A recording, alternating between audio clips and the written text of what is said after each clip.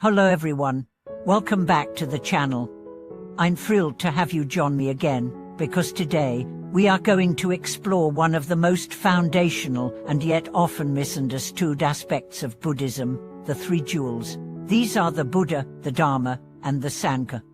You've likely heard of them before, and if you've been practicing Buddhism for a while, you might even consider them the cornerstone of your faith. But have you truly understood what they represent? Do you grasp their deeper significance and how they relate to your spiritual path? Today, we are going to delve into the true essence of the three jewels and uncover why they are not just abstract concepts or ceremonial titles, but the very pillars that uphold our practice and guide us toward enlightenment.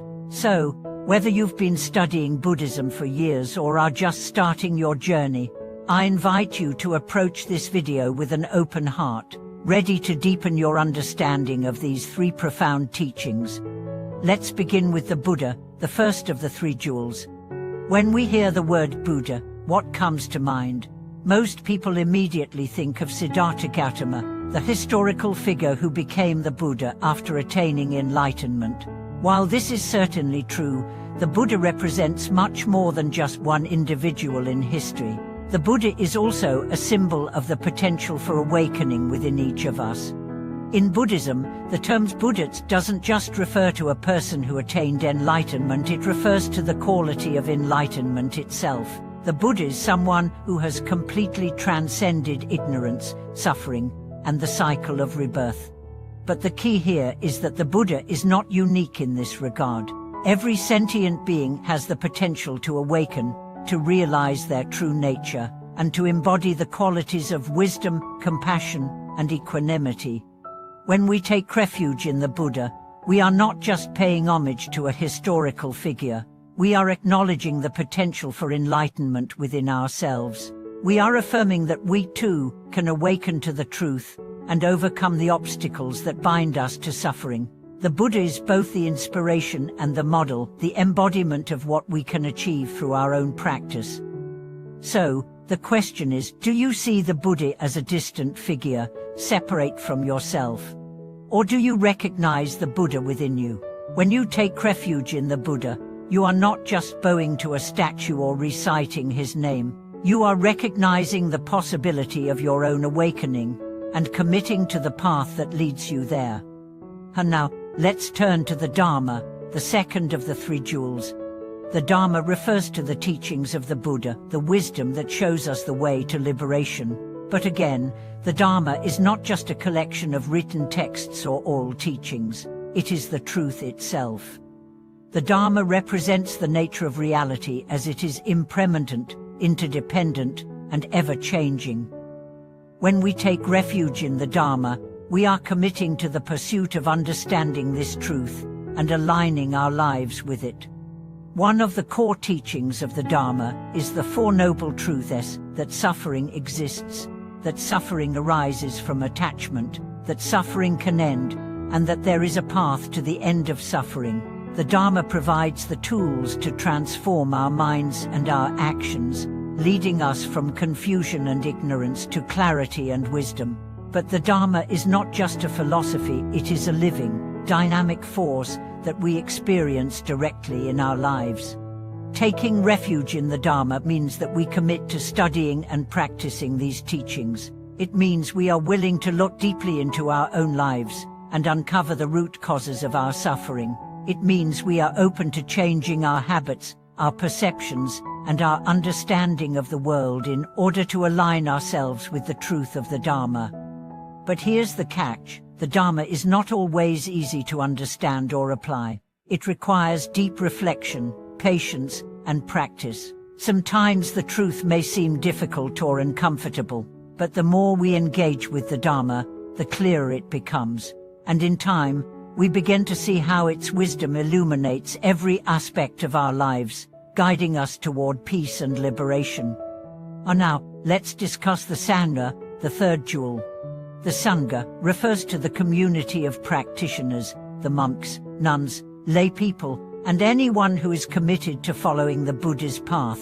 In the early days of Buddhism, the Sangha was primarily a community of monastics who supported each other in their practice. Today, however, the Sangha is much broader, encompassing all those who share the same goal of awakening and liberation. Taking refuge in the Sangha is not just about seeking support from a group of like-minded individuals. It's about recognizing that the spiritual path is not meant to be walked alone. The Sangha is a source of inspiration, guidance, and accountability. It provides a space where we can learn from one another, share our experiences, and support each other through the challenges of practice. But the Sangha is not perfect. Just like any community, it has its flaws and challenges. People may disagree, misunderstand each other, or cause harm unintentionally, but that's part of the practice. The Sangha is where we learn to cultivate patience, forgiveness, and compassion. It's where we learn to deal with our own attachments, prejudices, and biases in a safe and supportive environment. When we take refuge in the Sangha, we are committing to the practice of right relationships that are grounded in respect, mutual support, and shared wisdom. We are acknowledging that the path to awakening is not just about our own individual efforts, but also about our interconnectedness with others. For now, let's take a step back and reflect on the three jewels as a whole. The Buddha, the Dharma, and the Sangha are not separate, isolated entities. They are interdependent. The Buddha embodies the potential for awakening, the Dharma provides the teachings and tools to achieve that awakening, and the Sangha creates the community and support system that helps us stay on track. Without one, the others cannot fully function. When we take refuge in the three jewels, we are not just making a commitment to follow the Buddha's teachings. We are committing to a way of life that honors the interconnectedness of all beings. We are committing to a path of wisdom, compassion, and mutual support. We are recognizing that our journey is not just about our own individual liberation, but about the liberation of all beings. In today's world, where individualism is often celebrated and isolation is common, the idea of the Sangha can be particularly powerful. We are reminded that we are not alone on this path. We are part of a larger community, a larger family, that is all striving toward the same goal: freedom from suffering and the realization of our true nature. The three jewels are not just abstract concepts. They are alive, they are active, and they are always present in our practice. Each time we take refuge in them, we are renewing our commitment to the path of awakening.